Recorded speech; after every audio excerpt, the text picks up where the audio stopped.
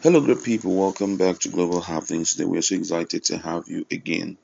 The long awaited reply of Atiku and his calm in respect to Governor Wike's statement about his readiness to give logistic support to Peter Obi has hit the media, and we're going to be looking at how they took that information because for many that was a betrayal on the part of Wiki, and it was a pointer that the battle line is already drawn by Wiki as against the presidency of the person of Atiku Abubakar. We're going to be looking at that, and also in another development, Mazinam Dekano's case has come up again, and this time around the Northerners are sending very strong message to Buhari in respect to the release of Mazin Nnamdi Kanu, and people begin to wonder if that is why the president has decided not to do the needful as expected of him by the Southeasterners. We are going to be looking at these two news in a jiffy. And according to the news, the camp of the People Democratic Party (PDP) presidential candidate Atiku Abubakar has reacted after Governor Nyesom Wike of Rivers State pledged to support the Labour Party presidential candidate Peter Obi with logistics during his campaign. The PDP Presidential Campaign Management Committee spokesman Dino Malayi questioned Wike's sincerity regarding his demand for justice from the party's leadership. Malayi pointed out that most of the positions in Labour Party are occupied by Southerners, unlike PDP. Wike explained that Obi was a former governor, hence would provide him with all the logistic support needed during Labour Party's presidential campaign in the states.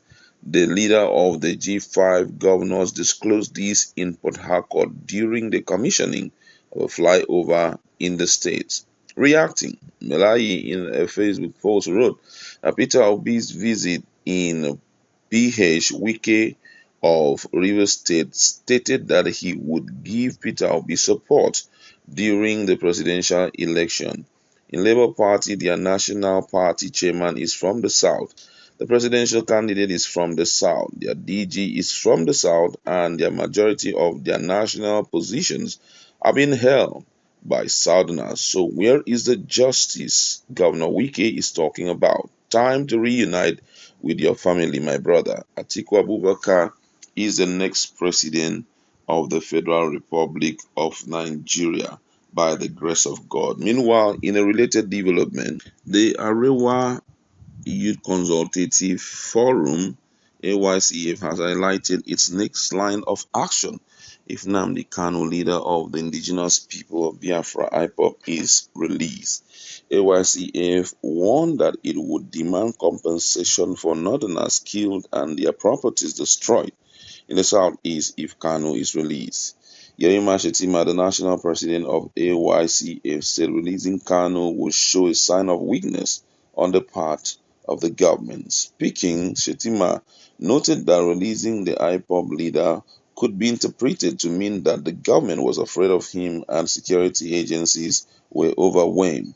He stressed that Kanu's case would be used as a reference point for crime committed in the future if released. According to Shetima, he says that release Nnamdi Kanu because the Nigerian government is afraid of him, release him because Nigerian security has been overwhelmed by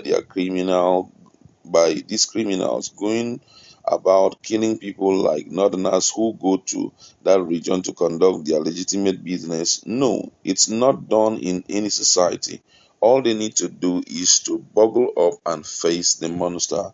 The law must take its full course as they go around unleashing terror on innocent Nigerians, including their own people. The law must be allowed to take its full course. If nothing is found on Kanu, he should be released, but I know it won't be easy because he has said it and has taken such responsibility. We can't be blackmailed. We are not cowards, and Nigerians can't be cowed by a few individuals. If the government or the court in their magnanimity decides to find safe ground, they should bear in mind that they will demand that the lives of Northerners killed in broad daylight by these criminals be compensated. We already have file and documentation of Northerners killed and properties destroyed because we will demand compensation from the government for the people we have lost, billion lost. The government must be ready to pay. The government should just be aware that we will definitely come out to demand compensation. We will now know that we are in Banana Republic where there is no law and order.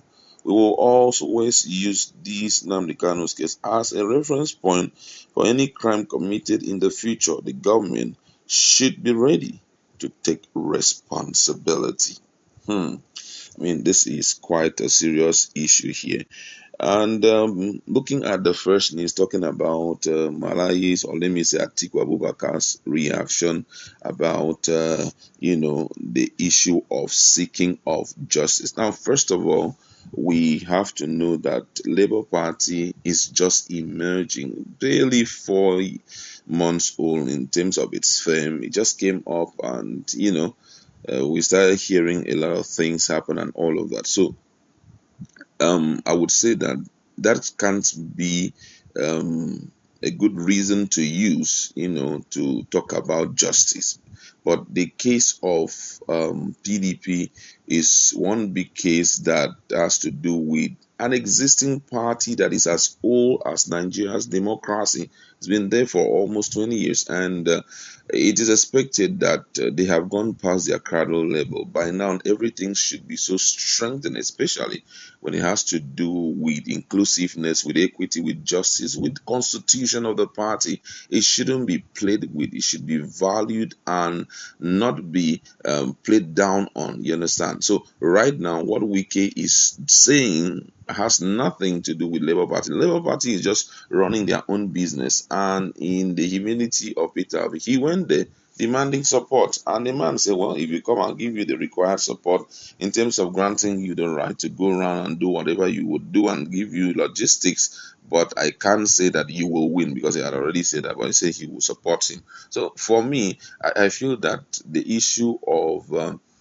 mm, uh, PDP shouldn't be dragged for too long. The requests by these guys are very glaring, and up till this morning, they keep saying the doors are still open for reconciliation. If you do our tenets, if you do our demand, which is already in the constitution, we will align and give you the required support. If you look at what he told Peter Obi, he said, if you're talking about any other thing like governorship in the state, far, because we won't allow you to get even one.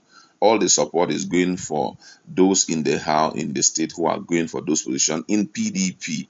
But presidency, we can allow you. Why? Because the presidential candidate of their own party is not ready, to box out the trouble and get himself right. So I think that the issue is already very glaring, but they all know the reasons why they are being so stubborn to each other. That aside, looking at Mazi Nnamdi Kanu's case, it's a very serious one, because already I could smell ethnicity and tribalism.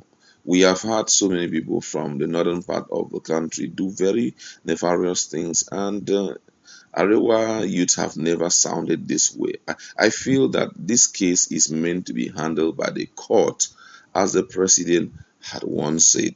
And whatever the court comes out with, nobody have the right to go against it, because the truth is, um, whoever that is leading the federal government legal team should know what to do if he feels that Nnamdi Kanu is guilty. So you do what you're supposed to do. So coming out to say, if you release him, we are going to do this, we are going to demand for compensation, it's uncalled for. Let justice take its full course. It has taken. The government is playing hanky panky with it. I feel that in the future, the truth will come out.